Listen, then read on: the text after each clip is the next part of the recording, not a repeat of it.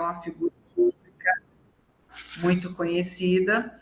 E o Dr. Caio Parente Barbosa, ele tem mestrado pela Universidade Federal de São Paulo, doutorado pela Universidade Federal de São Paulo. Ele é professor livre docente pela Faculdade de Medicina do ABC, professor titular, né, também de reprodução e genética pela Fundação ABC, e ele é o diretor-geral do Instituto Ideia Fértil de Saúde Reprodutiva, e que é um instituto que faz um serviço fantástico aqui na região do ABC, mas que recebe aí pacientes de todo o Brasil, porque é uma referência. Então, para a gente da Associação Paulista de Medicina, é uma honra em receber um profissional tão qualificado, tão renomado e que com certeza vai abrilhantar a nossa noite aí com um assunto que é muito interessante, muito atual, embora algumas técnicas já tenham algum tempo, mas que cada vez a população tem procurado mais, né, Caio? E por isso eu escolhi esse tema, porque realmente as pessoas têm curiosidade e mesmo nossos colegas médicos têm dúvidas. Então, esse é um momento importante de atualização. Então, te agradeço muito e passo a palavra para você.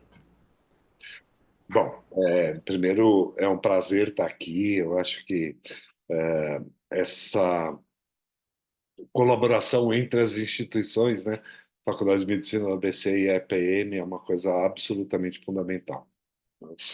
É, eu preparei uma apresentação, Ariadne, e já de antemão eu queria, óbvio, agradecer o convite. É extremamente satisfatório para mim poder estar aqui e trazer um pouquinho daquilo que a gente tem feito lá na faculdade e no Instituto Ideia Fértil. Então, é, eu vou fazer um apanhado geral sobre a reprodução.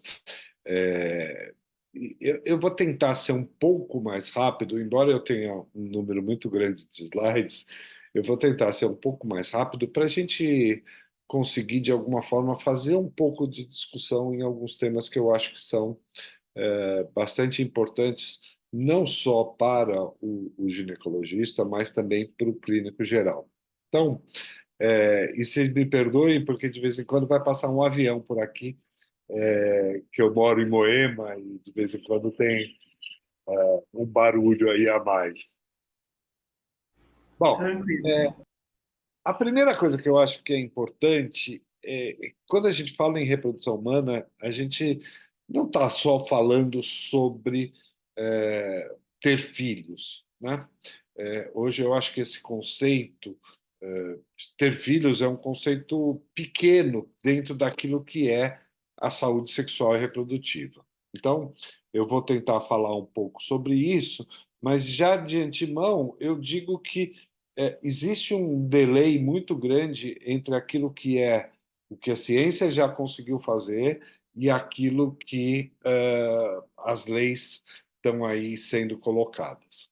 Então, obviamente, a reprodução humana não vem de ontem, né? Não começou ontem, ela começou há muitos séculos e, na realidade, a gente tem que lembrar que existe toda uma sequência de fatos e que no século XIX já se pensava nisso e já se tinha feito a inoculação de sêmen intrauterino. Eu não vou ficar falando cada uma dessas coisas, mas a fertilização de gametas em 1944 também é um dado bastante importante.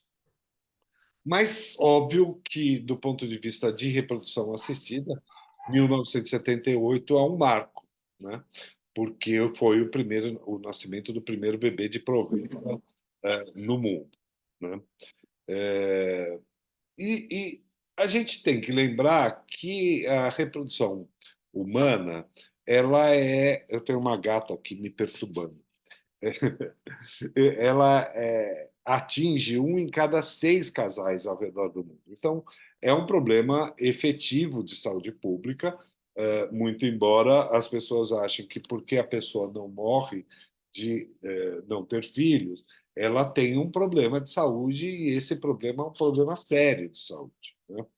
É, a questão dos fatores que levam à infertilidade, ela é absolutamente democrático, porque você tem os fatores femininos e masculinos divididos igualmente, né? Eu não vou falar sobre cada um deles, não é esse o escopo da aula, mas é bom a gente lembrar que, obviamente, endometriose, oligospermias dos mais diversos motivos são causa de infertilidade. Eu quero aproveitar para fazer uma homenagem a este indivíduo, Robert Edwards e Patrick Steptoe, que foram os dois. A gata não para aqui. Para? Que foram os dois que fizeram o primeiro bebê de proveta. E é importante, isso é um fato tão importante no mundo que esse indivíduo ganhou o prêmio Nobel. O Steptoe não ganhou porque ele já havia morrido por ocasião dessa premiação e não existe prêmio Nobel póstumo. Mas o que é importante a gente lembrar é o que isso faz, né? O que trouxe, à medida que a gente tem os dois gametas na mão, né? O óvulo e o espermatozoide, o que isso trouxe para nós aqui no nosso mundo atual, né? Então, o primeiro, quais são os desdobramentos dessa técnica? A primeira coisa é uma complicação da técnica, que é a gestação múltipla. Depois a gente discute isso um pouquinho. A gente vai discutir um pouco cada um desses temas, né? A possibilidade de doação de material genético, né?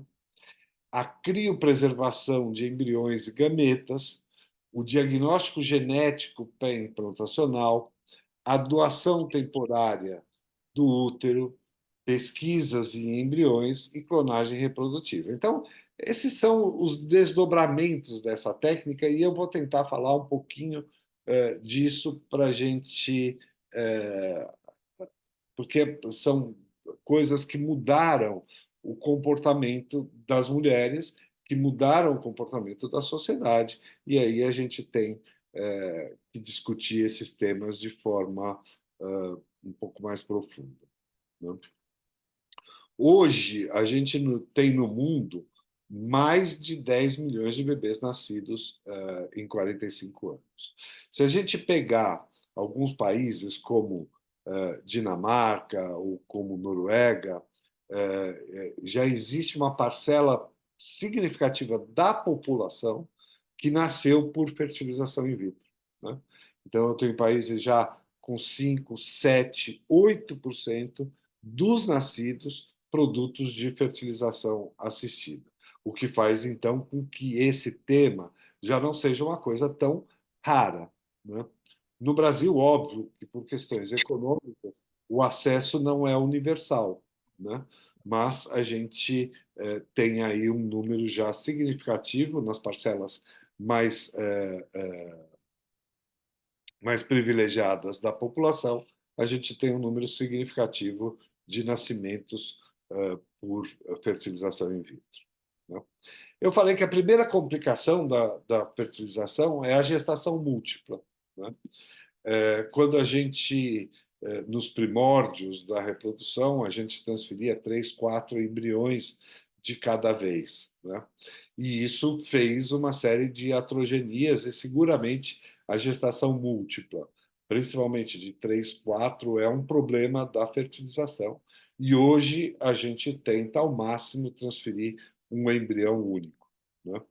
Então, aí tem vários artigos publicados mostrando que o principal efeito colateral iatrogênico é, sem dúvida nenhuma, a fertilização, a, a gestação múltipla.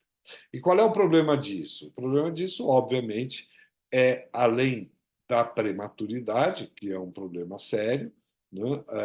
O aumento das taxas de doença hipertensiva da gravidez, o aumento das taxas de diabetes gestacional, aumento das taxas de complicações, né? E no Brasil, a gente tem que lembrar que o processo de redução embrionária ele é proibido, principalmente porque você se entende que a redução embrionária é igual a aborto, né? Uma outra coisa, então, tirando essas complicações, né, uma outra coisa que é um ganho da fertilização foi a criopreservação de embriões, né? Só que isso gera problemas para a sociedade, né? Porque existem uma série de situações, principalmente se a gente pensar que existem pessoas que entendem que o embrião é um ser humano, isso traz alguns problemas quando você tem muitos embriões congelados. E eu vou dizer que mais ou menos um terço das técnicas de reprodução assistida, ou das pacientes que se submetem à reprodução assistida, vão ter embriões excedentes, e esses embriões vão estar congelados no laboratório. E essa é uma discussão que tem que ser feita com a sociedade, o que deve ser feito com esses embriões, né? Existem, óbvio, pessoas que acreditam que, a partir do momento da fecundação, esse embrião já é um ser vivo e que, portanto, merece toda a consideração como se fosse um ser vivo. E, obviamente, isso é uma discussão muito importante. É tão importante que o estado do Alabama, recentemente, ele equiparou os direitos do embrião ao do nascituro, né? E isso, portanto, a perda de embriões seria um crime, como o crime de ou aborto ou a, o crime de matar um recém-nascido, né? Então, isso aconteceu recentemente, foi agora no mês passado, e mas felizmente, né, a Suprema Corte do Alabama disse que isso não era verdade, porque inclusive as clínicas de reprodução assistida no Alabama nesse período pararam de fazer os seus processos justamente por conta desse entendimento, né? Então, aquilo que eu falei, e a gente tem hoje um nível de eficácia em que, basicamente, depois do congelamento, quase 80 ou 90% desses embriões eles vão sobreviver, e vão sobreviver a um período muito longo, né? Muito provavelmente eles sobrevivem aí por anos e décadas a fio, né? O que traz um problema social também, né? E, obviamente, esse é um dos grandes problemas, né? Que é a ideia da reprodução póstuma, né? E isso é um problema para a sociedade. Você imagina se, vamos citar um exemplo de alguém muito rico, se o Bill Gates, né, depois tem lá embriões congelados, e dali a 5, 6 anos depois da morte dele, ele tem um filho, né? Como é que seria a herança desta criança, uma vez que o espólio já tivesse sido encerrado, né? Então, é um problema que tem que ser discutido, a sociedade tem que chegar a uma conclusão, né? Qual é o período em que poderia ser feita a reprodução póstuma, como poderia ser feita. Enfim, tem uma série de discussões aí que a gente não vai aprofundar, é lógico, mas que é importante que a gente saiba que isto é um problema, né? Há algum tempo, todo mundo conhece essa dupla sertaneja, um deles teve, o Leandro teve linfoma, né? Teve sêmen congelado, depois da morte, a namorada dele foi à clínica onde o sêmen estava congelado, alegando que tinha uma união estável e que queria usar o sêmen, né? É, Acabaram que não usaram, mas é uma situação que hoje a gente coloca em todo termo de consentimento informado a reprodução póstuma, né? O destino dos embriões, no caso, ou de morte ou de separação do casal. né? Então, isso é um problema da sociedade. Imagina quando a gente fala em países como a Finlândia, em que chega a 8% dos nascidos de reprodução assistida, o que é um número bastante significativo. No Brasil, existem casos de nascimento eh, póstumos, né? E eu recentemente autorizei a transferência de um embrião, ainda não deu tempo de saber, mas o marido tinha expressado em vida que ele doaria os embriões para a esposa, né? E ela agora 6 ou 8 meses depois da morte dele, veio para a colocação dos embriões. Está tudo certinho, o termo de consentimento e tudo, e ela vai fazer o procedimento. Ela fez o procedimento. Bom, então é um problema embrião excedente, é um problema em todas as clínicas, e a gente tem que estar aí com essa discussão, que é uma discussão não do especialista em reprodução humana, mas uma discussão da sociedade, né? Até porque também a gente tem a possibilidade de congelamento de óvulos e de espermatozoides, né? Isso é uma coisa mais recente.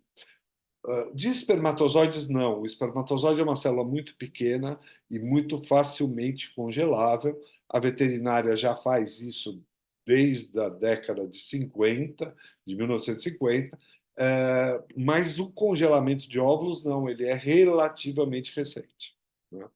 Ele é, a partir do início deste século, é que a criopreservação dos óvulos passou a ter uma eficácia bastante alta, né?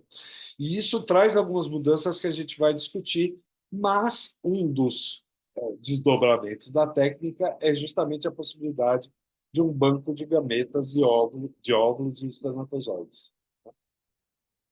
E isso no mundo virou um negócio, né? Virou um grande negócio, basicamente porque eu tenho um grupo de pessoas cuja união é uma união homoafetiva e que, consequentemente, precisa de gametas doados. Então, esse é um dos problemas. O outro problema, ou o outro grupo de pessoas que necessitam, são as pessoas que querem fazer paternidade ou maternidade solo, né? Que é um outro grupo de pessoas.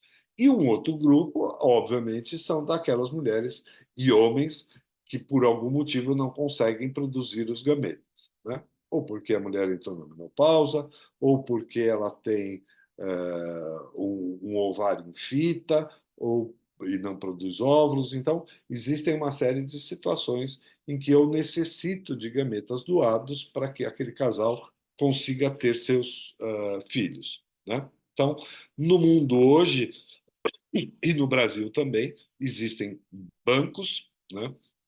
Nos Estados Unidos, isso é mais, eu diria, mais aberto, né? Porque é permitida a remuneração dos doadores, mas no Brasil não. Então, no Brasil, a gente tem algumas dificuldades de obtenção de doadores, do mesmo jeito que os bancos de sangue têm as mesmas dificuldades. A gente também não consegue doador de forma livre, né? Até porque eles não são remunerados. Então, nos Estados Unidos, por exemplo, você chega lá, pode pagar um pouquinho e ver a foto da pessoa. Existem várias coisas nos Estados Unidos, justamente porque pode ser remunerado, em que você tem algumas diferenças em relação ao Brasil. A gente tem lá também o nosso banco de embriões e células germinativas.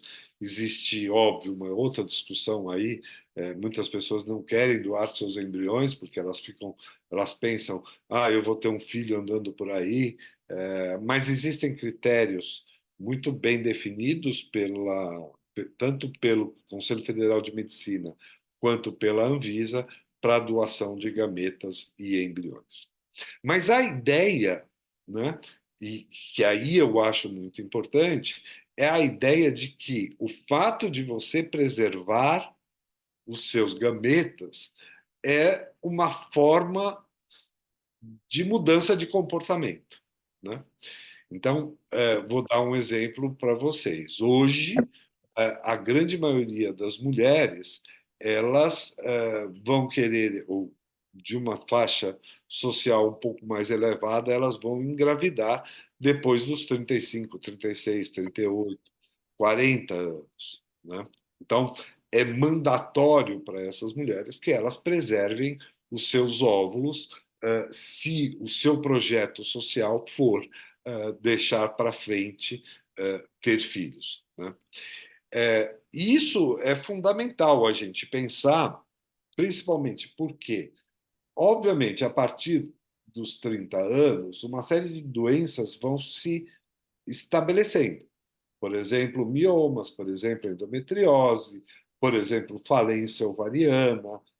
Então, existe uma série de questões aí que são bastante importantes e que eu diria que é o final da liberdade feminina do ponto de vista reprodutivo, né?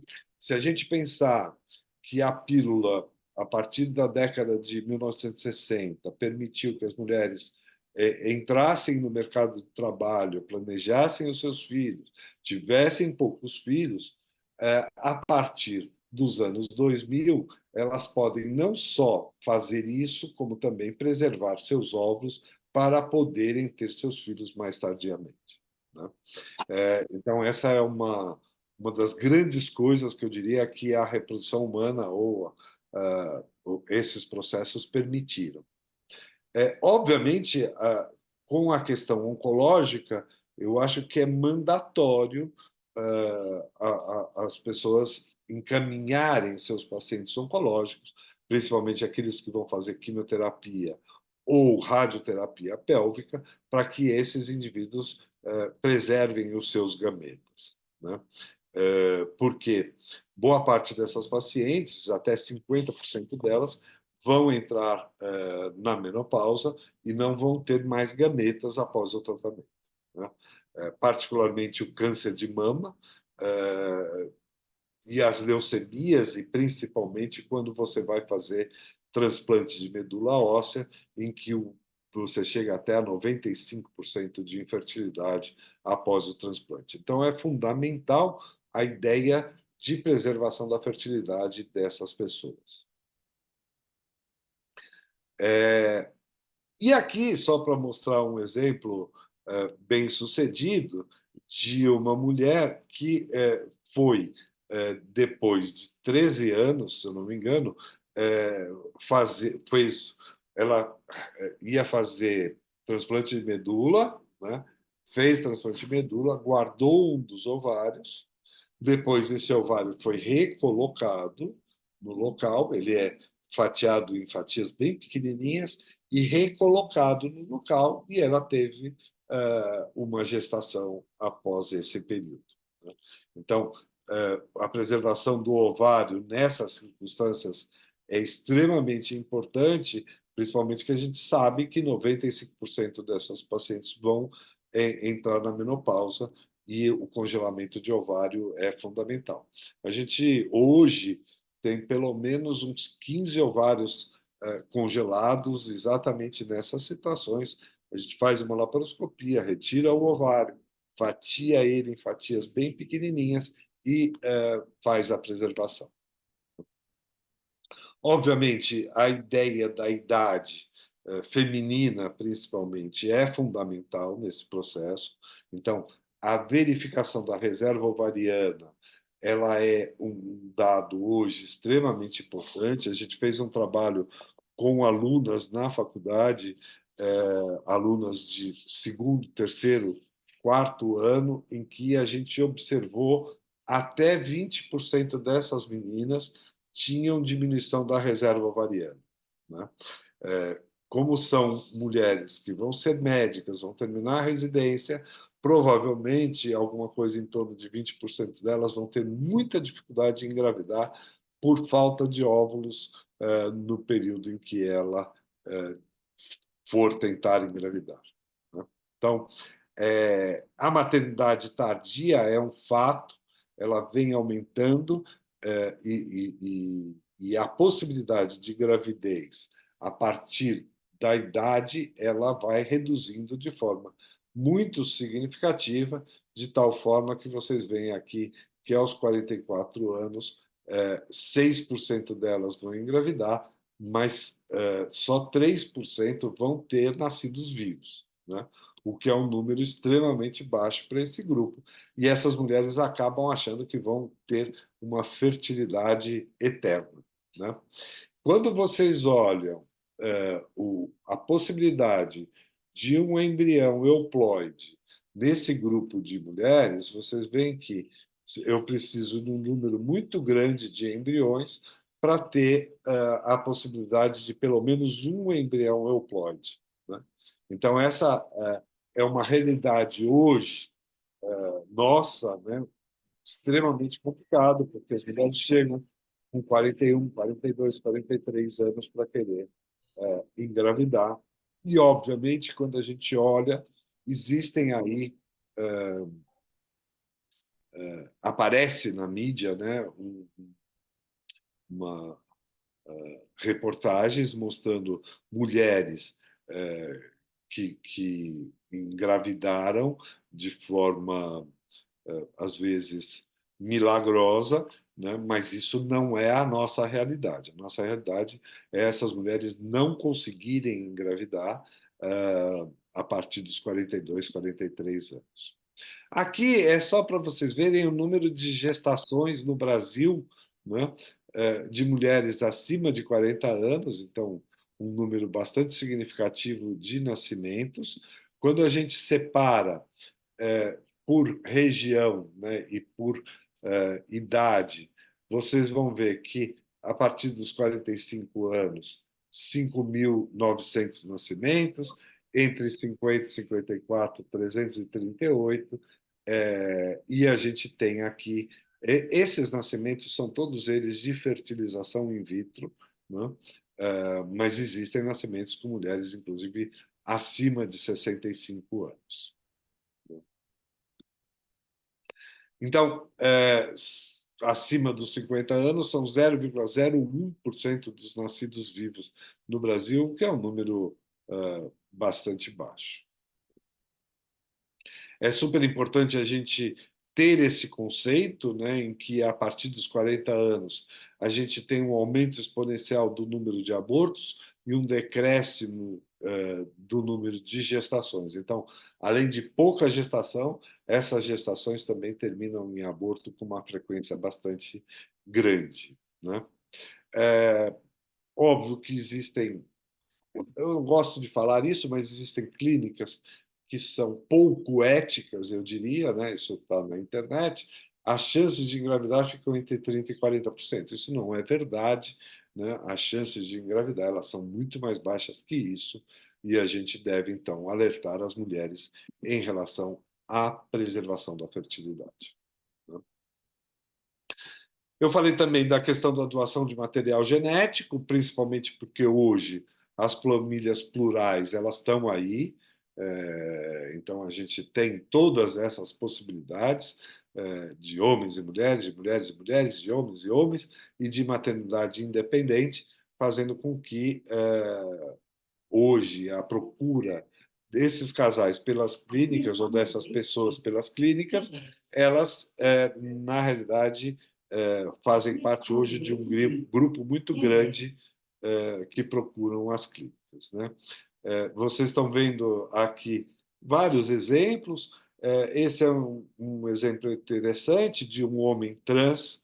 É a primeira gestação de um homem trans no mundo, né? Esse casal. Ela é uma mulher que não tinha útero, né? Ele tinha sido oforectomizado e mastectomizado, mas tinha o útero, né? Então, os óvulos são dela e o útero é o dele, e eles tiveram aí os seus 3 filhos por fertilização in vitro. A ideia disso também permite a doação temporária de útero, né? A famosa barriga de aluguel. Existem dezenas também de exemplos aí na sociedade, mostrando homens que paternidade solo, aqui é o Rick Martin, né? Paternidade solo, em que você utiliza uma assessora temporária, né? E tem os seus filhos. Lógico que isso gera problemas. Eu tenho uma paciente na Inglaterra com 13 gestações em 17 anos. É lógico que isso gera problemas de saúde para essas mulheres, mas como nesses casos essa doação ela ou ela pode ser remunerada, né? Isso faz com que você gere esse tipo de distorção. No Brasil não é permitido a remuneração desses úteros, né, dessas mulheres que cedem os seus úteros, mas em países como Estados Unidos, Polônia, Albânia, Ucrânia, no início da guerra da Ucrânia, existiam 13 mulheres gestantes na Ucrânia de filhos de brasileiros no início da guerra, que acabaram tendo seus filhos e foram depois para o Brasil. É lógico que a ideia desses embriões na mão permite a pesquisa, né? E permite também a clonagem. E não só a clonagem, como a correção de defeitos, né? Então, a gente viu recentemente na China essa correção, fazendo com a técnica de CRISPR, né? Em que esse chinês ele colocou genes que faziam com que fazem com que essas crianças tivessem proteção contra HIV, né? Mas obviamente quando a gente pensa na técnica, a gente pensa muito mais na questão de doenças raras, né, de correção de defeitos em doenças raras, do que por conta de HIV. Isso gerou uma polêmica no mundo. Isso é necessário que a sociedade discuta esta possibilidade, né? Isso não é um problema, novamente, da reprodução, é um problema da sociedade. A sociedade tem que entender o que ela pode fazer, o que ela não pode fazer, né? Esse indivíduo aparentemente não tinha autorização das autoridades chinesas e ele acabou sendo punido lá na, na universidade dele, né? Então, aí a gente tem a notícia em revistas médicas importantes, né? E, obviamente, isso faz com que a gente também possa selecionar embriões, né?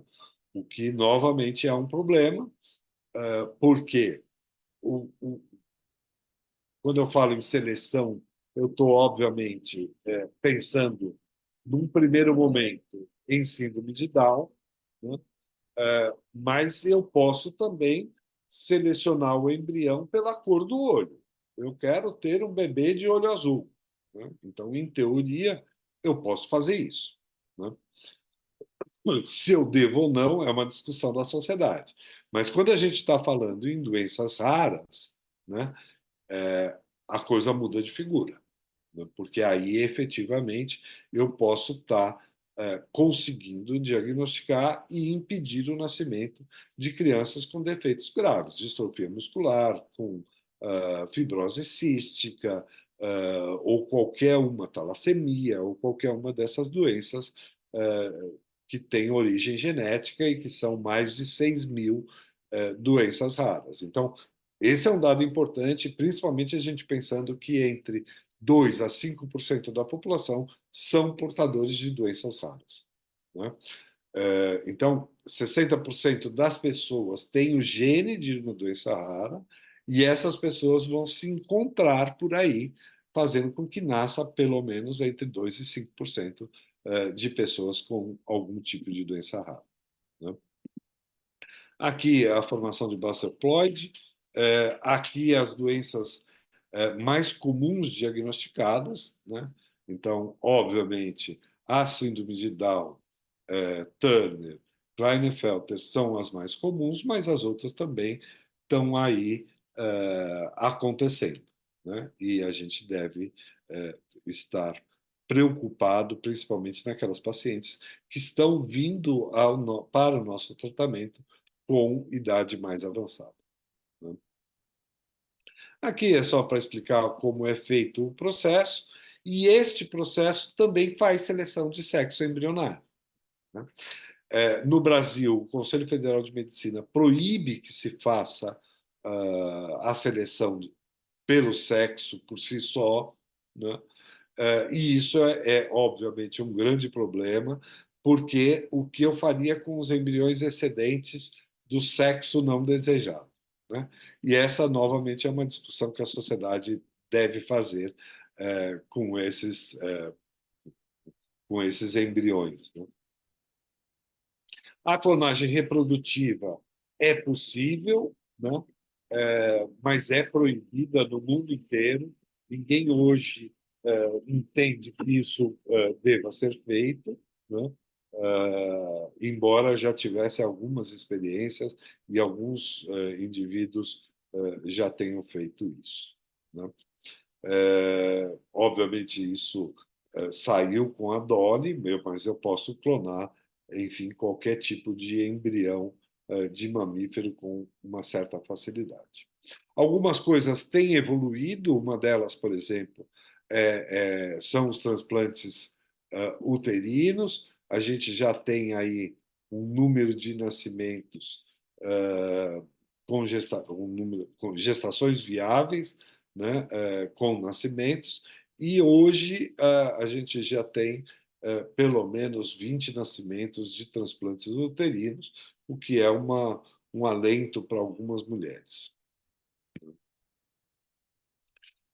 Quando a gente fala nisso tudo, a gente pensa que existem muitas coisas evoluindo, né, nos laboratórios de reprodução humana, assim como toda a nossa sociedade, né? A automação, o entendimento da inteligência artificial, e essas coisas estão aí andando, né? A gente tem que lembrar que o tratamento de reprodução assistida é um problema, porque as taxas de sucesso são relativamente baixas. Quando a gente fala em 50%, eu estou falando num grupo bom de mulheres jovens, porque quando eu falo em mulheres mais velhas, essa é um problema. As mulheres ainda desistem muito pela ansiedade do tratamento, pela necessidade de repetibilidade. Então, tem um número grande de mulheres que desistem, mas a gente tem que pensar que a coisa está evoluindo, que a gente está melhorando lentamente os resultados. Aqui vocês estão vendo um laboratório mais antigo, em que tem um número de incubadoras bastante grande, mas hoje a gente diminuiu o tamanho das incubadoras. Esse é o nosso laboratório, mostrando um número de incubadoras muito menor. Só tem uma daquelas grandes, mas tem um número de incubadoras muito menor, com uma capacidade muito maior que aquele, né?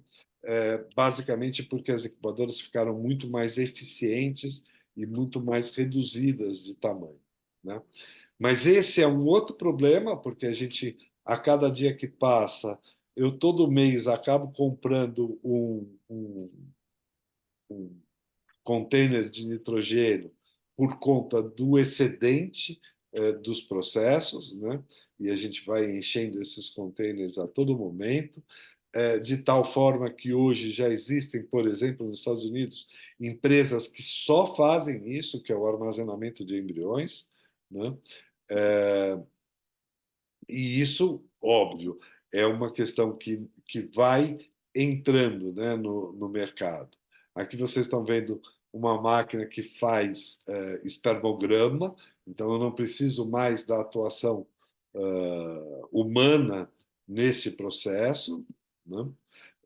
Então eu consigo melhorar a qualidade. Hoje a gente faz. É uma pena que esse filminho não vai passar, eu não sei por que aqui que aconteceu, mas isso é uma plaquinha em que eu coloco o espermatozoide neste buraquinho, eles vão nadando e eu recolho o espermatozoide, de tal forma que eu, no processo de reprodução, não preciso mais preparar o sêmen. Eu simplesmente pego o sêmen in natura, coloco aqui e vou recolher os espermatozoides viáveis do lado de cá, né? Então, essas coisas elas estão acontecendo, a seleção espermática ela está ficando cada vez mais eficaz, nós estamos aprendendo muitas coisas em relação à qualidade do óvulo, nós estamos aprendendo a ver como eles funcionam, quais são os bons, quais são os ruins, as máquinas estão aprendendo, né?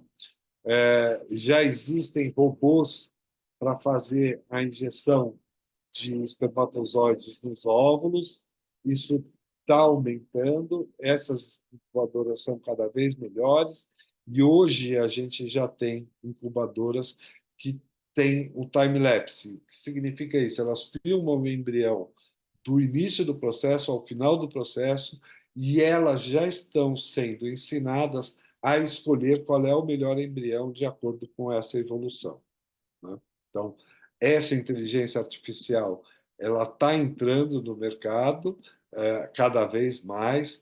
As coisas de segurança para a transferência de embriões corretamente, porque existem inúmeros casos descritos na literatura de transferências erradas de embrião, então a segurança é um fator fundamental nos laboratórios, e isso tudo a gente tem trabalhado cada vez mais para melhorar esta situação. A inteligência, inteligência artificial e a tecnologia vai substituir o ser humano? Não, né? Mas vai facilitar o processo e vai permitir que esse processo seja muito mais eficaz e a gente tenha um número bastante grande de uh, uh, ou uma taxa cada vez melhor de gravidez, já que a gente trabalha com aqueles números que a gente vinha falando, e hoje a gente está aí com este processo muito avançado. Eu falei 50 minutos, né? Acho que é o suficiente. Eu não sei, Ariadne, se vocês querem. Eu tenho algumas questões éticas, mas eu acho que não vem ao caso essa discussão. Eu acho que seria mais interessante se a gente pudesse fazer um pouquinho de debate. Eu não sei qual é o tempo que a gente tem ainda. Muito interessante, a gente poderia ficar aqui aí mais umas várias horas, né, conversando e atualizando, porque de verdade eu nem vi passar o tempo. E a gente pode abrir para perguntas. Eu tenho três perguntas para puxar a fila, né? São perguntas bem básicas mesmo, porque é um tema que, para quem não é especialista, a gente tem dúvidas bem básicas. Por exemplo, qual que é a idade limítrofe para a mulher para você admitir num programa de reprodução assistida? Bom, vamos. O Conselho Federal de Medicina, há, se eu não me engano, 7 anos, o Conselho Federal de Medicina definiu que 50 anos seria a idade limite, né? É, 1 ou 2 meses depois, o Conselho Nacional de Justiça cassou a resolução do CFM, dizendo que não existe idade limite, porque todas as pessoas têm é, liberdade para fazer o que quiser.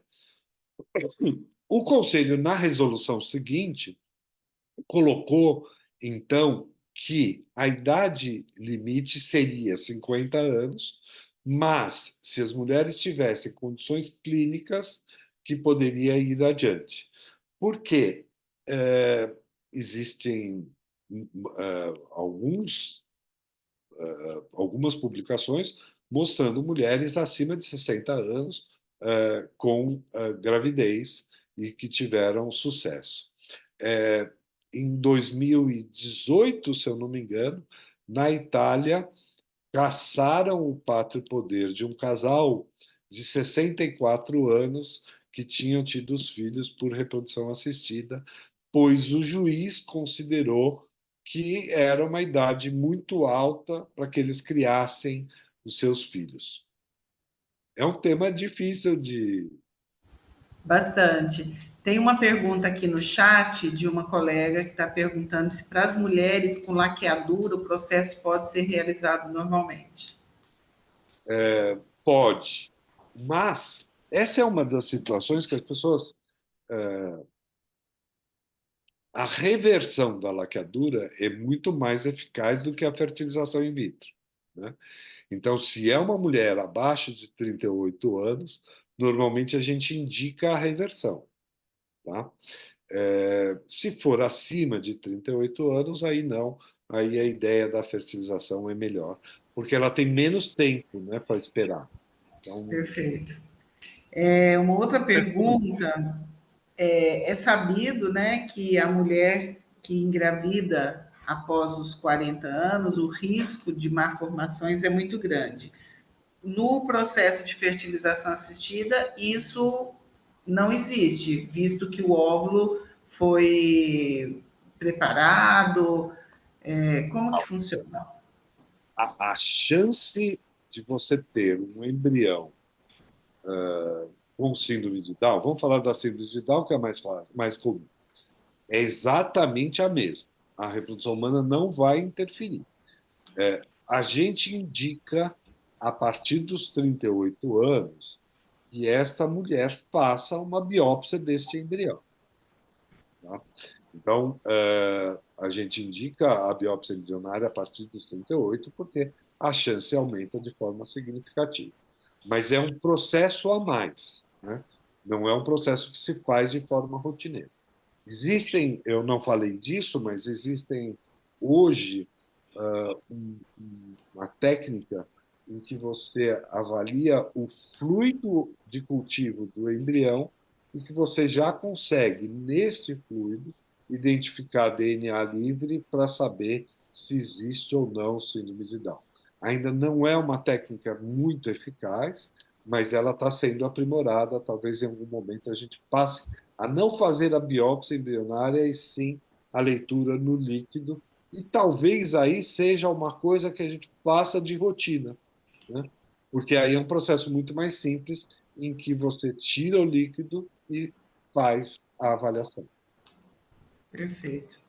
E você falou dos testes que são realizados, né, enquanto processo da preparação dos embriões e tudo. Quais são os testes habitualmente realizados? Bom, existem algumas coisas que são norma da vigilância sanitária, né? Então, por exemplo, fazer todas as sorologias, hepatite, HIV, hepatite C, hepatite B, HTLV 1 e 2. Há algum tempo atrás se fazia Zika também, né? E para as doadoras, esses testes são ampliados. Então, para as doadoras,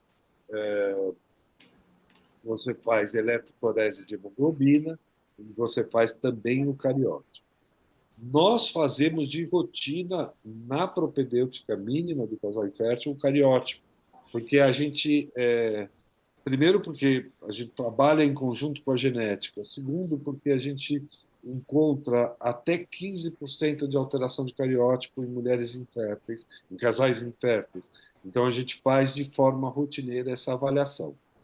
Além disso, a gente também avalia, obviamente, o útero, o sêmen, né? O útero através de ultrassom e esteroscopia, o sêmen através de um espermograma e a parte hormonal das mulheres para saber a reserva ovariana. Perfeito. E dos embriões? E dos embriões, não. Dos embriões a gente avalia basicamente a morfologia. Morfologia. Só faz a biópsia do embrião quando existe algum tipo de indicação, ou a idade, ou quando tem alguma doença rara na família e a gente identificou que aquele casal é portador do gene. Eu tenho, por exemplo, um casal que está fazendo agora, em que ambos são portadores do gene de fibrose cística e a gente vai fazer a biópsia dos embriões para isso. Perfeito.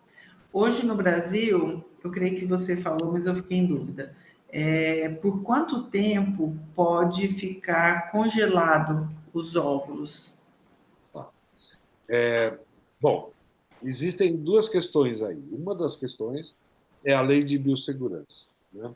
A lei de biossegurança ela diz que os embriões podem ir para estudo, né, a partir de 3 anos de congelamento. Tá? A resolução do CFM, que saiu no final do ano passado,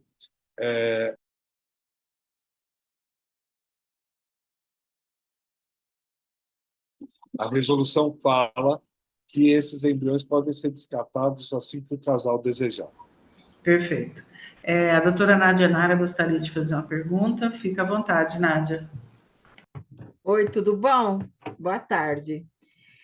Então, recentemente eu vi um caso de uma paciente que ela tem uma filha que tem uma deleção do cromossomo 9, né? Então, ela quer ter um novo filho e ela me parece que tá em vias de fazer seleção de doadores, né? Eu gostaria de saber, desculpe, seleção de embriões. Eu gostaria de saber se vocês fazem esse tipo de serviço aí, ou onde se faz esse tipo de serviço, de você selecionar um embrião, porque ela não quer correr o risco de ter um outro filho com o mesmo problema. Tá. Bom, primeiro ela precisa de um aconselhamento genético, né, Isso. para avaliar se a deleção é uma deleção que apareceu por conta do problema de um problema dela ou se foi uma alteração aleatória, né? Provavelmente é aleatória. Normalmente nesses casos é uma e que normalmente não se repetem. Mas obviamente eu, se fosse comigo, com certeza eu faria uma biópsia desses embriões. Sim, Todas as clínicas, né, já fazem esse tipo de procedimento, todas. é porque ela não quer ter filho assim normal, entendeu? Ela quer realmente selecionar um embrião, porque ela não quer correr o risco. Não, mas basicamente todas as clínicas de boa qualidade fazem esse tipo de procedimento. Então, já é uma possibilidade para os pais que têm filhos com problema, né, de poder selecionar um embrião ao invés de tentar ter um filho por vias normais, né? Certeza. É, certo.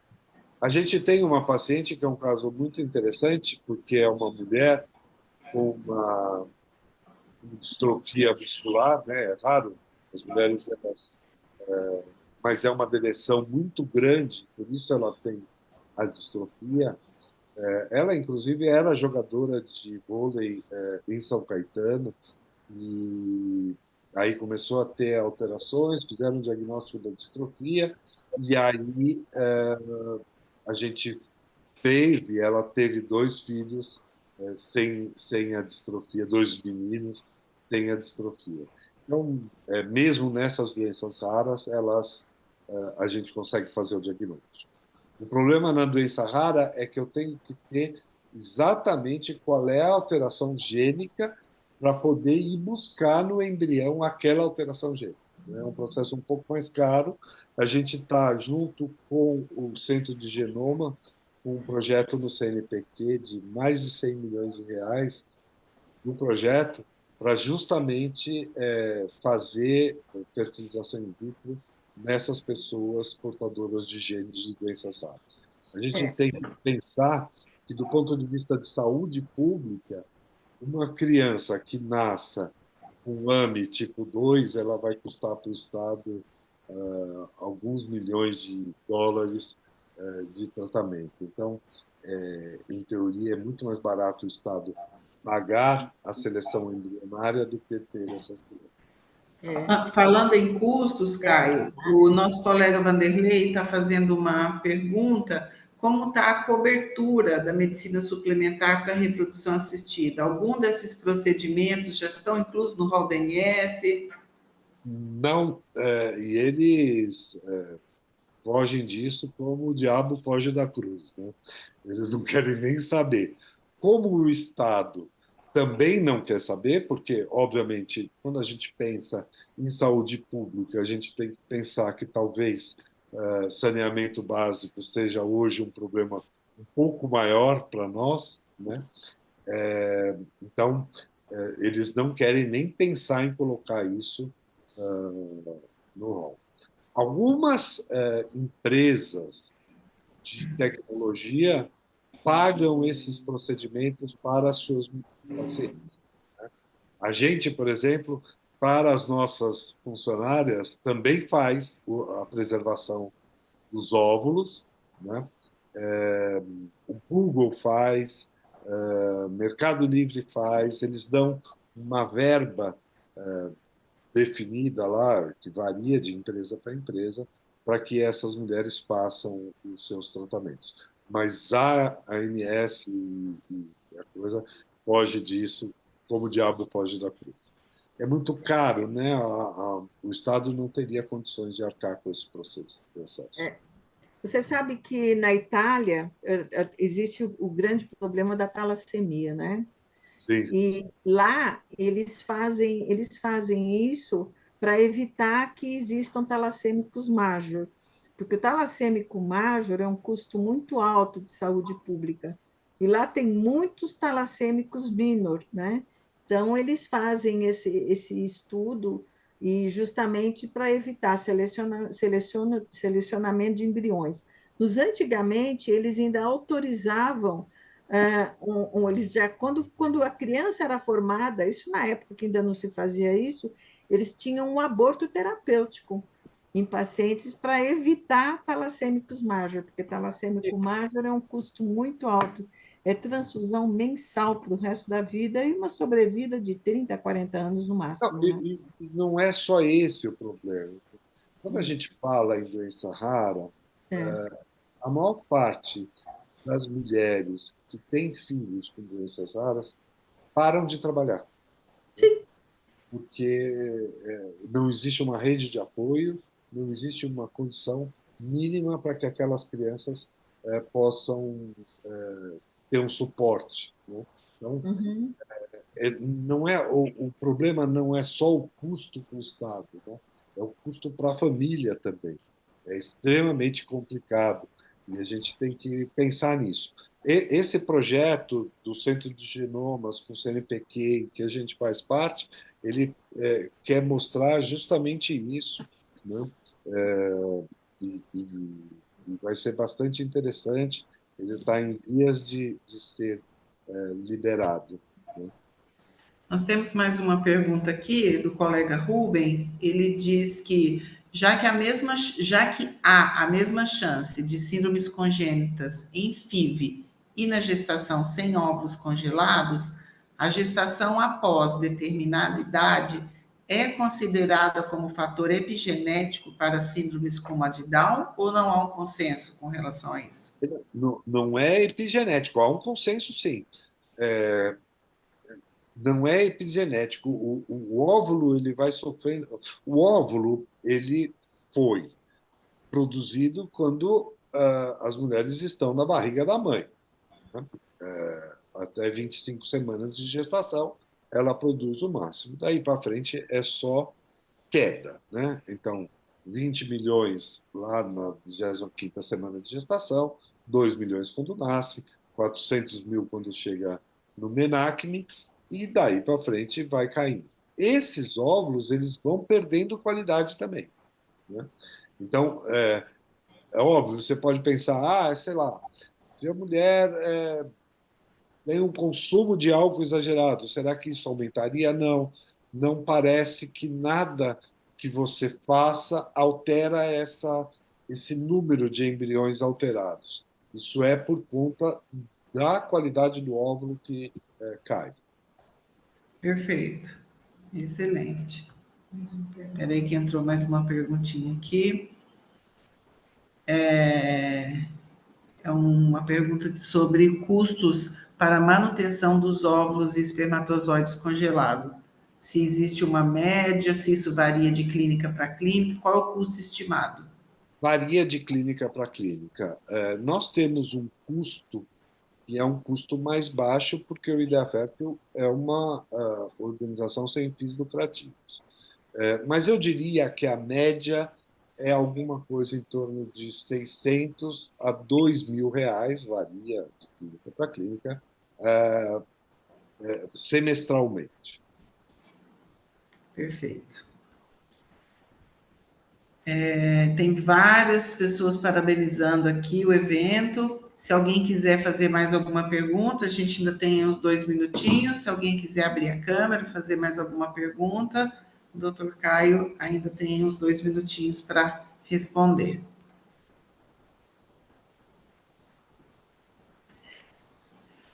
Olha, Caio, eu gostaria muitíssimo de te agradecer mais uma vez por você ter nos presenteado com a sua aula, com a sua atualização, seus esclarecimentos, por você ter disponibilizado o seu tempo à noite, depois de um dia de trabalho, que a gente sabe que não é fácil.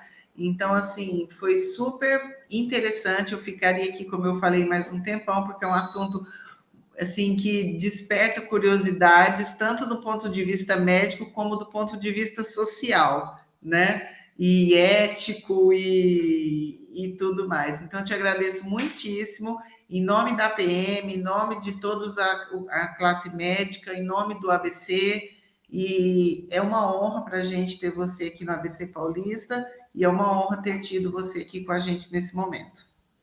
A honra foi toda minha, né? Foi muito bom mesmo. Eu, assim, sabe que tem, toda vez que me falam isso, né? Não, é um prazer tão grande poder estar aqui, poder falar, que mesmo depois de 2 dias de trabalho, se eu tivesse plantão 48 horas, eu estaria aqui com esse prazer todo, porque é delicioso, né? É Ah, que delicioso. bom. Não fala isso não, porque a gente convida para outra, hein? Ah, convida quando quiser. Tem muitos temas interessantes. Eu acho que uma coisa que é muito interessante, só falar isso, é, a gente tem que pensar que não é reprodução assistida, né? Nós estamos falando de saúde sexual, nós estamos falando de mudança de comportamento, de mudança de paradigma, são coisas muito distintas. A reprodução De humana é uma prevenção também, né? ferramenta. Exatamente. Ela é uma ferramenta. Eu brinco que eu acho, quando eu dou aula de preservação da fertilidade, eu brinco que a gente tinha que pagar para as nossas filhas, aos 25 anos, guarda-ovo, né? Porque elas vão estudar, elas vão fazer mestrado, doutorado e vão precisar desses ovos congelados, né? Então, acho que é uma coisa que a gente tem muito que discutir mesmo e é um prazer toda vez que me chamarem, eu vou estar aqui. Um abraço, Vanderlei. Agradeço muito. Até Está no abraço, mudo, prazer Vanderlei. enorme estar com você, brilhante aula. Só queria parabenizar a Ariadne pela escolha e dizer, professor Caio, nós estamos vivendo uma mudança cultural da nossa nova sociedade, que vamos ter que rever valores éticos e morais. Ah, sem dúvida, né? Sem dúvida. Eu acho que, bom, obviamente, até por força daquilo que eu faço, né? Que é saúde sexual e reprodutiva, não é reprodução assistida, né? Reprodução assistida é uma parte, mas a saúde sexual e reprodutiva, eu acho que a gente vem mudando. É lógico que a sociedade ela tem ponto e contraponto, né? Ela é um pêndulo e a gente vê. Eu acho que posso falar assim, eu sou favorável à escolha, eu sou favorável ao aborto, eu sou favorável a uma série de questões, mas, obviamente, eu entendo também quem não é favorável, né? Mas eu acho que essa é uma decisão da sociedade. Não sou eu que sou favorável, nem o fulano que é contra, que tem que decidir, né? Quem tem que decidir essas coisas é a sociedade como um todo, né? E com Eu acho critérios, né? com critérios, né? Quer dizer, não dá para a gente imaginar que uma menina de 13 anos que foi estuprada possa levar uma gestação à frente, né? Mas é uma discussão, e eu admito que a discussão tenha que ocorrer, né? Eu estou falando de um caso extremo, obviamente, mas existem uma série de coisas que têm que ser discutidas, tá? E eu acho que essas discussões elas estão avançando, em alguns países mais rapidamente, outros países mais lentamente. Existem. É que essa discussão é uma discussão longa, mas, por exemplo, a Itália, por ser uma nação eminentemente católica, né, a própria Alemanha também tem uma legislação muito restritiva em relação à reprodução assistida. Mas a Espanha, que também é uma nação católica, tem uma legislação super frouxa em relação a isso. Eu não acho que seja nem uma coisa nem outra. Eu acho que a virtude, ela provavelmente está no meio. Mas é uma discussão que a gente tem que fazer e a sociedade tem que fazer, né? Eu acho que a gente tem que ter claro que essa não é uma decisão médica, inclusive, é uma decisão da sociedade. Com certeza. Muito bem, muito obrigada, Caio, mais uma vez. Obrigada a todos que estiveram presentes aqui e que puderam ser aí engrandecidos, né, com essa atualização e também a conhecimentos que provavelmente muitos não tinham noção de alguns itens e alguns pontos, né? Então, vamos aí deixar aberto para uma próxima oportunidade para falar de outros temas, né? E aprofundar aí nossas discussões éticas e morais, talvez numa outra oportunidade. Muito obrigada, boa noite, Boa noite. ótima semana, uma feliz Páscoa a todos, viu? Obrigado. Tchau, tchau. Tchau.